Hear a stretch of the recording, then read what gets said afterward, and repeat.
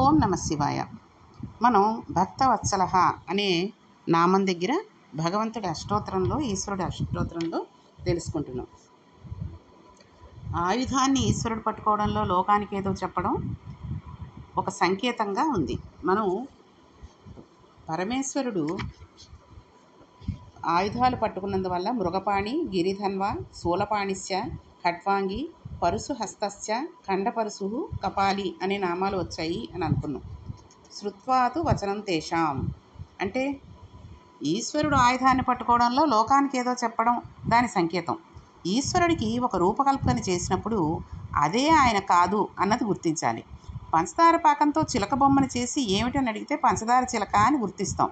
ఒక కోడి బొమ్మను చూసి ఏమిటంటే కోడి అని చెప్పగలం. పంచదార పాకం లేకపోతే చిలక రాదు, కోడి రాదు. పంచదార శాశ్వతం, మిగిలినవి అశాశ్వతం అనుకుంటే అది సత్యం. ఈశ్వరుడు ఆయుధాలను పట్టుకోవడం తనని రక్షించుకోవడం కొరకు కాదు. ఆయనను భక్షించేది ఒకటి ఉంటే ఆయనను రక్షించవలసిన పరిస్థితి ఉంటుంది. కానీ ఆయనే అందరినీ రక్షించేవాడు అనే విషయాన్ని మనం తెలుసుకోవాలి. సనాతన ధర్మంలో ఆయనను చంపేవాడు, చెనికేవాడు ఎవరూ ఉండరు. ఈశ్వరుడే అందరినీ చెనకగలడు. అవసరమైతే సమస్త బ్రహ్మాండాలను లయం చేసుకుంటాడు. అది ఈశ్వర శక్తి. అటువంటప్పుడు ఆయనకు ఎవరిని చెనకటానికి ఆయుధాలు కావాలి? ఈశ్వరుడు సృష్టి చేసినప్పుడు నిశ్చయాత్మకంగా బుద్ధి ఒకటి ఇస్తాడు. బుద్ధి చేత శాస్త్రాన్ని ఆధారం చేసుకుని మనం ఎలా ప్రవర్తించవచ్చో, ఎటువంటి నడవడితో ఉండాలో అన్నది నిర్ణయం చేసి ఉంచుతాడు.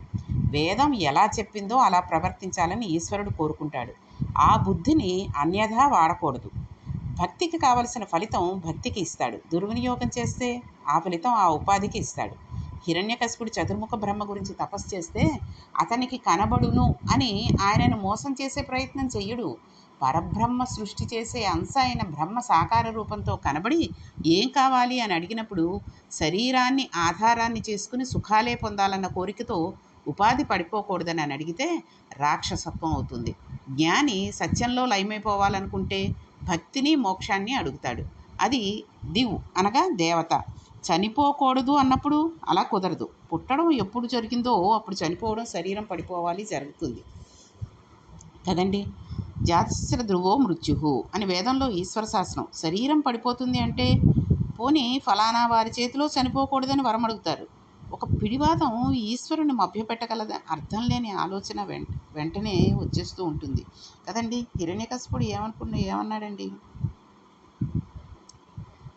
గాలింగుంభిని అగ్నినంభువులన్ ఆకాశస్థలిన్ దిక్కులన్ రేలన్ గస్రములన్ ధమప్రబల భూరిగ్రాహ రక్షో మృగ వ్యాళాదిత్య నరాది జంతు కలహ వ్యాప్తిన్ సమస్తాస్త్ర శస్త్రాళిలిన్ మృత్యువులేని జీవనము లోకాధీశ ఇప్పింపవే అన్నాడు. తపస్సు చేశాడు కనుక కాదనలేడు కదండి కోరికని. జీవనాన్ని ధర్మానికి ఉపయోగిస్తే ఈశ్వరుడు శాశ్వతత్వాన్ని ఇస్తాడు. ధర్మాన్ని పట్టుకున్నందువలన శ్రీరామచంద్రమూర్తి విభీషణునికి చిరంజీవి తత్వాన్ని ఇచ్చాడు. ధర్మం అంటే ఈశ్వరుడు చెప్పినట్లుగా బతకడం. శరీరం కోసం, సుఖశాంతుల కోసమే బతికి దారి తప్పి ఈశ్వర శాసన ధిక్కారం చెయ్యడం అధర్మం. అధర్మంలో ఉన్నప్పుడు వరమిచ్చేవాడికి దానికి మినహాయింపు ఎలా తీసుకురావాలో తెలుసు. అందువలన హిరణ్యకశిపుని సంహారం కొరకు మనిషి, మృగం కాక ఇంట్లో కాదు, బయట కాదు, గడప మీద, కింద, పైన కాకుండా తొడల మీద పగలు రాత్రి కాని సంధ్యా సమయంలో ప్రాణం ఉన్నది కాక ప్రాణం లేనిది కాక అవేంటండి? గోళ్ళు కట్ చేసేసాం అనుకోండి, కట్ చేసుకుంటే ప్రాణం పోయినట్టే, కానీ మళ్ళీ మొలుస్తూ ఉంటాయి. అంటే ప్రాణాన్ని తీసేసినా మళ్ళీ పెరిగేవి. ఒక గోళ్ళు, తల వెంట్రుకలు, ఇవి రెండు మాత్రం ఖచ్చితంగా ప్రాణం లేనిది కాక ప్రాణం ఉన్నది కాక ప్రాణం లేనిది కాకుండా ఉండేటటువంటివి. అందుకే ఇంట్లో గోళ్ళు తీయడం, గోళ్ళు జుట్టు కత్తిరించుకోవడం లాంటివి చేయకూడదు అంటూ ఉంటారు. ఆ కత్తిరించిన వెంట్రుకలు కానీ లేకపోతే కత్తిరించిన గోళ్ళు కానీ తొక్కకూడదు అంటారు. అంటే కత్తిరించిన తర్వాత అవి ప్రాణం పోయినవే కదండి. ప్రాణం పోయిన వాటిని తొక్కకూడదు కదా, ఇంట్లో ఉంచుకోకూడదు కదా. అంటే అవి శివం కాదు కదా, శవం కదా. అందుకని వాటిని ఇళ్లలో ఉంచుకోకూడదు. వాటికి స్పర్శ అది ఉండదు కదండి అంటారు. అంటే ఎందుకు ఉండదండి? జుట్టు లాగితే మనకు నొప్పి పెట్టదు. గోరుకి ఏదైనా ఎదురు దెబ్బ తగిలింది అనుకోండి, కాలిగోళ్ళు కొంతమంది పెంచుకున్న వాళ్ళకి చూడండి ఎదురు దెబ్బలు తగులుతూ ఉంటాయి. లేకపోతే మనకే ఏదైనా కట్ చేసుకున్నప్పుడు ఎప్పుడైనా కొంచెంగా తెగింది అనుకోండి, గోరు సగంగా అటు ఇటు కాకుండాను ఎంత నొప్పిగా ఉంటుందండి. కాబట్టి అందుకే ఇళ్లల్లో కోళ్ళు కట్ చేసుకోవడాలు, గోళ్ళు అవి బయట పడేయడాలు అవి చెయ్యాలి, ఇంట్లో కట్ చేసుకోకూడదు, ఇంట్లో వేయకూడదు అంటూ ఉంటారు. ఇన్నిటికి మినహాయింపిస్తూ నరసింహావతారం తీసుకుని హిరణ్యకశిపుణ్ణి చంపేశాడు. తత్వాన్ని పరిశీలన చేస్తే వచ్చే జవాబు అదేనండి. ఈశ్వరుని సంహార ప్రక్రియ కూడా దయతో కూడిందే అని గమనించవలసి ఉంటుంది. ఒక అవతారాన్ని స్వీకరించి ఈశ్వరుడు ఎంతో మందిని చంపేశాడు అంటే రామచంద్రమూర్తి ఎన్నో లక్షల మందిని చంపాడు. అలా చంపిన అవతారం ఇంకొకటి లేదు. 14,000 మందిని కేవలం 1 గంట 24 నిమిషాల్లో చంపేశాడు రాముడు. రామరావణ యుద్ధంలో లెక్కలేనంత మంది రాక్షసులను చంపేశాడు. అయినా రామచంద్రమూర్తి లేని ఇల్లు, గుడి లేని ఆయన ఉన్న గుడి లేని ఊరు లోకంలో ఉండవు. రాముణ్ణి చూసి ఆయన చేతిలో చనిపోయే ప్రవర్తన ఉన్నవాళ్ళు భయపడతారు. రాముడున్నాడు, మనకేం భయం అని ఆయన చెప్పినట్లుగా వినేవాళ్ళు అనుకుంటారు. శ్రీరామ అని రాయకుండా ఏది మొదలు పెట్టం కదండి. ఏ శుభకార్యం చేసినా, ఏదైనా ఒక సరుకుల లిస్ట్ రాయాలంటే పైన ఓం అనో శ్రీరామ అనో రాస్తూ ఉంటాం. దానికి కారణం అందరం ధర్మంగా బతకాలన్న తాపత్రయంతో ఉండటం. ఎక్కడికైనా వైక్లభ్యం ఉంటే దిద్దపడాలని కోరుకుంటున్న వాళ్ళం. ఈశ్వరుడు సంహరించడం అన్నదాన్ని మనం ఎప్పుడూ క్రౌర్యంగా చూడకూడదు. అలా చూస్తే శివారాధనలో భయం ఏర్పడుతుంది. శివుడు నిత్య ప్రళయకర్త, సుఖకర్త.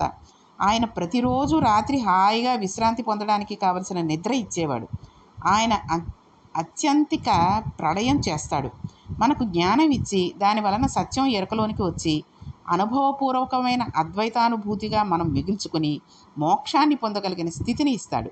యుగాంతంలో తనను పొందలేకపోయిన జీవులను తాను పొందుతాడు.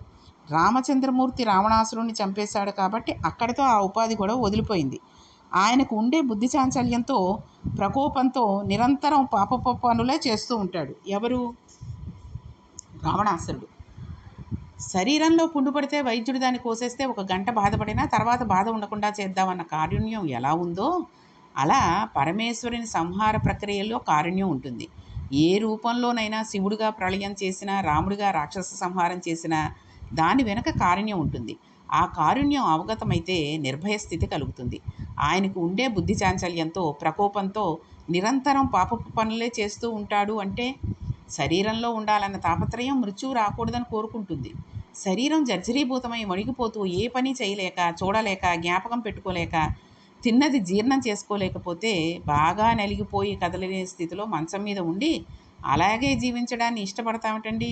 లేదు కదా. ఈశ్వరుని అనుగ్రహంతో ఈ శరీరంతో చేయగలిగిన పనివి చేసాం. ఇంకో కొత్త తెప్పని ఇస్తే ఈ తెప్పని విడిచి ఆ తెప్ప ఆధారంగా మళ్ళీ ఈశ్వరుని సేవిద్దాం అనుకోవాలి. మహాజ్ఞానులు మోక్షాన్ని అడగరండి. నాకు ఏ శరీరాన్నైనా ఇయ్యి, కానీ నీ పాదాలయందు నిరంతర భక్తి కృప చెయ్యి అని అడుగుతారు. ఒక సాలెపురుగు, ఏనుగు, పాము ఈశ్వరుని సేవించాయి. భద్రాచలం కొండ రామచంద్రమూర్తిని తల మీద పెట్టుకుంది. గోదావరి నది అయ్యి ఎందరికో ఆకలి దాహం తీరుస్తూ పుణ్యాన్ని కటాక్షిస్తుంది. ఉపాధిలో ఉన్న మనస్సు ఈశ్వరుని పాదారవిందాలతో నిలబడగలిగిందై ఉండాలి. ఈశ్వర ప్రస్థానంలో ప్రయాణం చేయని మనుష్య జన్మ ఎందుకండి? అందుకనే ఆయన వాత్సల్యం కావాలి అంటే మన మనుష్య జన్మ ఎత్తినందుకు ఆయనని నిత్యము మనస్సులో పాదారవిందాలతో, ఆయన పాదారవిందాల మీద మన తలను పెట్టి ఉండగలిగేటటువంటి స్థితిని పొందగలగాలి. శంకరులు శివానంద లహరి చేస్తూ నరత్వం దేవత్వం నగవన మృగత్వం మసకత పశుత్వం కీటత్వం భవతు విహగత్వాది జననం సదా తత్పాదాబ్జస్మరణ పరమానందలహరి విహారాసక్తం చేదృదయ మిహకిం తేన వపుషా. ఏ శరీరాన్ని ఇచ్చినా, ఎందులో జీవుడు ఉన్నా నిన్ను మాత్రమే నమ్మి నీ పాదాలు మాత్రమే సేవించగలిగే శక్తి ఉంటే ఈశ్వరుని చేరుకుని తరించిపోవడానికి అవకాశం ఉంటుందంటారు. శత్రువుని ఈశ్వరుడు సృష్టించలేదు. మనమే ధర్మాన్ని విడిచి ఈశ్వరతత్వానికి శత్రువులవుతున్నాం. ధర్మాన్ని విడిచి బతకడమే కాకుండా ధర్మాన్ని పట్టుకుని బతికే వాళ్ళని చెనకడం, ధర్మానికి హాని కల్పించాలని అనుకోవడం పెద్ద తప్పు. ఈశ్వరుడు చెప్పినట్లు చెయ్యక జీవుడు పాడైపోతున్నాడు. లోకంలో ధర్మం ఉండకుండా చేస్తే నేనెందుకు చంపుతానో తెలుసా? ప్రహ్లాదోపాఖ్యానంలో స్వయంగా భగవంతుడే చెప్తాడండి. నన్ను నమ్ముకున్న సాధు పురుషులు, గోవులు ధర్మం జోలికి, వేదాల జోలికి వెళ్ళి హాని కల్పించిన వాళ్లను పట్టి వధిస్తానని. ఆయన ఒక అవతారం స్వీకరించి చంపవలసిన అవసరం, ఆయుధం పట్టుకోవడం ఆయనకి ఏదో ప్రమాదం వస్తుందని కాదు. ఆయన ఆద్యంతరహితుడు. ఆయన గుండ్రంగా శివలింగంగా ఉంటాడు. దానికి కింద ఎక్కడి వరకు ఉందంటే ఏం చెప్పగలం? మొదలు తుది లేనిది దాన్ని చెనికేవాడు ఎవరూ ఉండరని సనాతన ధర్మం చెప్పింది. ఆయన శాశ్వతుడు, ఎప్పుడూ ఉంటాడు. కాబట్టి పరమేశ్వరుడు భక్తవత్సలుడు అంటే పాలు కావాలనుకున్న వాడికి సమస్తాన్ని ఇచ్చినవాడు. చండీశ్వరుడుగా శివాలయంలో ఉంచి ఆయన ఆజ్ఞ లేనిదే ఎక్కడికి వెళ్లకుండా ఆ ప్రసాదాలు కూడా తీసుకునే హక్కు లేకుండా ఉండేటటువంటి స్థితిని ఆయనకిచ్చాడు. ఆయనదే ఆ ఆలయం యొక్క గొప్పతనం అన్నట్టుగా ఇచ్చాడు. తర్వాత పార్వతీదేవి యొక్క పరమేశ్వరుడు యొక్క తినగా మిగిలినటువంటి భోజనాన్ని తినేటటువంటి అర్హతనిచ్చాడు. ఇటువంటి భక్తవత్సలుడైనటువంటి భగవంతుడు మనం మనసా కర్మణ మంచి బుద్ధితో మంచి ధర్మంతో ఆయనను గనక పిలిస్తే భక్తవత్సలుడు తన వాత్సల్యాన్ని చూపించి మనల్ని హక్కును చేర్చుకుంటాడు. ఇది ఈ నామానికి అర్థం. శాశ్వత కండపరుసు అని ఇంకొక నామం ఉంది. ఎన్ని యుగాలు ఎన్ని ప్రళయాలు జరిగిపోయినా ఉంటాడు అని అర్థం దీనికి. శాశ్వత చెనకేవాడు లేనప్పుడు ఈశ్వరుని చేతిలోకి ఆయుధం ఎలా వచ్చింది అనే విషయాన్ని మనం తెలుసుకున్నాం కదండి. దానికి కారణం పరమశివుడు మహాభారతం అనుశాసనిక పర్వంలో పార్వతీదేవి, శివ మీరు పట్టుకున్న ఆయుధాలు చూడడానికి చాలా ఉగ్రంగా ఉంటాయి, మంగళప్రదంగా ఉండవు కదా, ఎందుకు పట్టుకుంటారు అని అడిగింది. మనం మహాభారతం చెప్పుకునేటప్పుడు ఈ విషయాన్ని ఇంకా విపులంగా తెలుసుకుందాం. ప్రస్తుతం చూచాయిగా మీకు చెప్తాను. ఆవిడ అలా అడిగేసరికి పరమేశ్వరుడు ఏం చెప్పాడో చూద్దాం. చూడండి, ఒక శంఖం మంగళప్రదంగా ఉంటుంది. దానితో అభిషేకం నిత్యపూజ చేస్తారు. ఈశ్వరుడికి నామరూపాలు లేవు కదండి. ఒక పర్వతాన్ని ధనుస్సుగా పట్టుకున్నవాడు ఏ రూపంతో ఏ ఆయుధాన్నైనా పట్టుకుంటాడు. శివుడే తిరుమలలో ఉంటాడు. తిరుమలలో ఉన్న వెంకటేశ్వరుడే శ్రీశైలంలో ఉన్న శివుడు.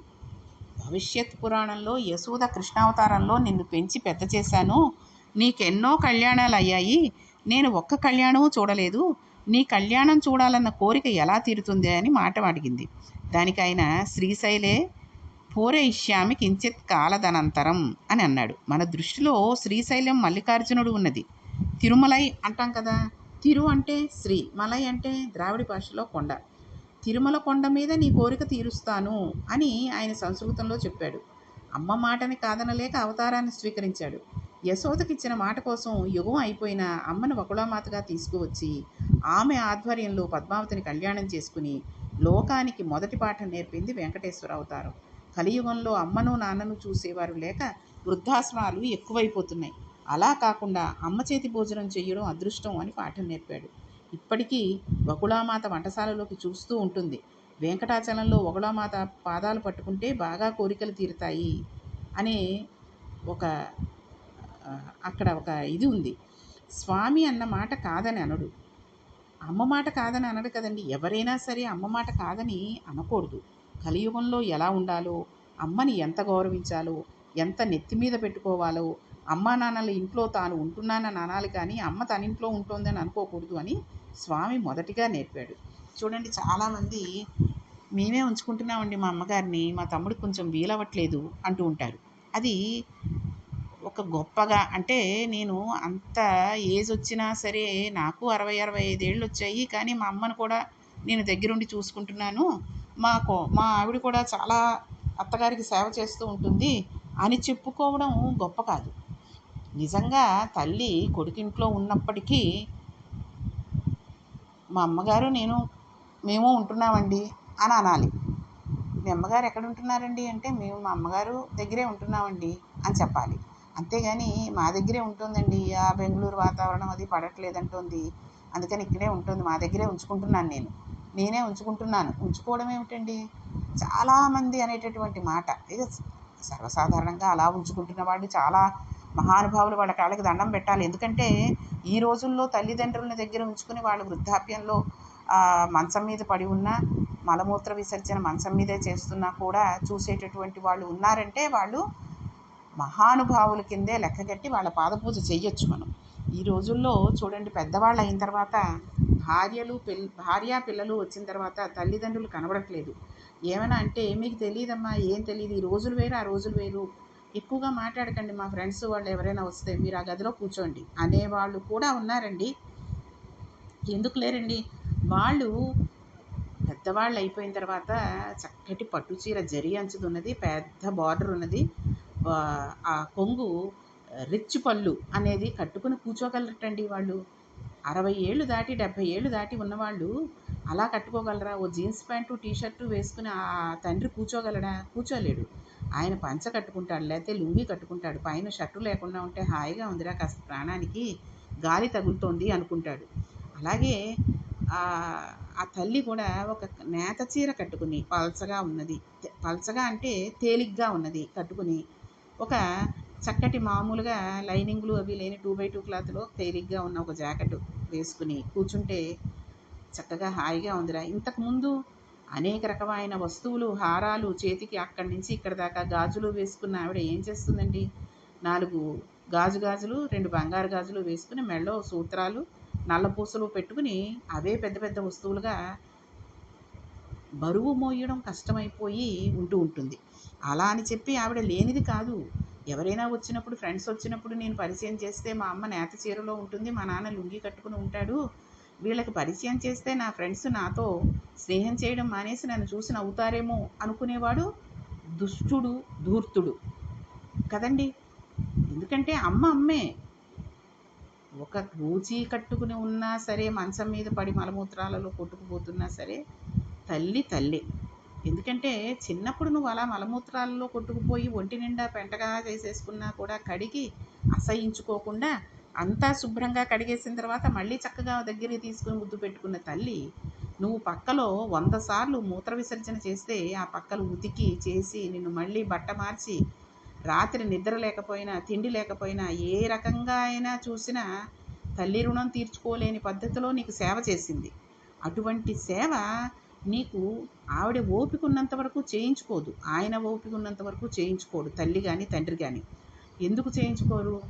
వాళ్ళకి పెద్ద వయసు, చిన్నప్పుడు అంటే తెలీదు, పోనీ చేశాము, ఇప్పుడు ఇంత వయసు వచ్చి పాపం వాడు అంత ఇంజనీరు, అంత పెద్ద పెద్ద ఉద్యోగాలు చేసి అంతంత సంపాదించుకుంటున్నాడు, వాడి చేత చేయించుకోవడమా? ఓపిక ఉన్నంత వరకు నేనే చేసుకుంటానని.